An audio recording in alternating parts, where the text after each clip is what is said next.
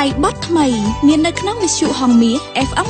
104.5 និងវិទ្យុរស្មីហងមាស FM 95.7 ពាក្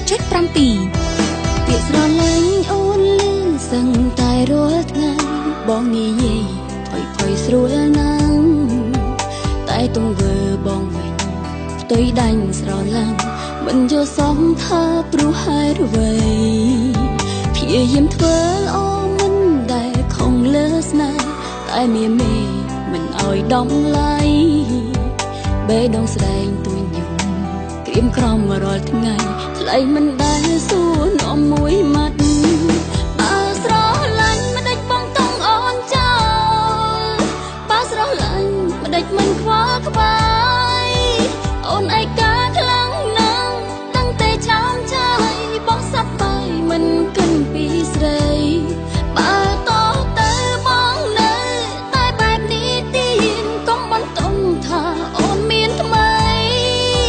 ខំចិញ្ចឹមចិនស្មង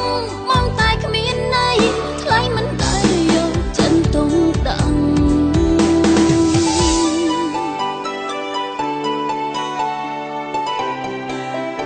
ស្នាដៃបត់ថ្មីមាននៅក្នុងវិទ្យុហងមាស FM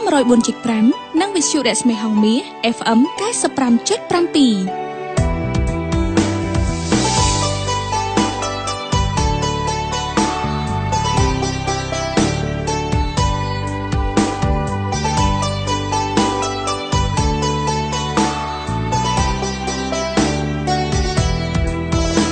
ស្រឡាញ់អូនលឺសឹងតែរាល់ថ្ងៃបងនិយាយផុយស្រួលណាស់តែទង្វើបងវិញផ្ទុយដាច់ស្រឡាំងមិនយល់សមថាព្រោះហេតុអ្វីព្យាយាមធ្វើល្អមិនដែលខំលើស្នេហ៍តែមានមេ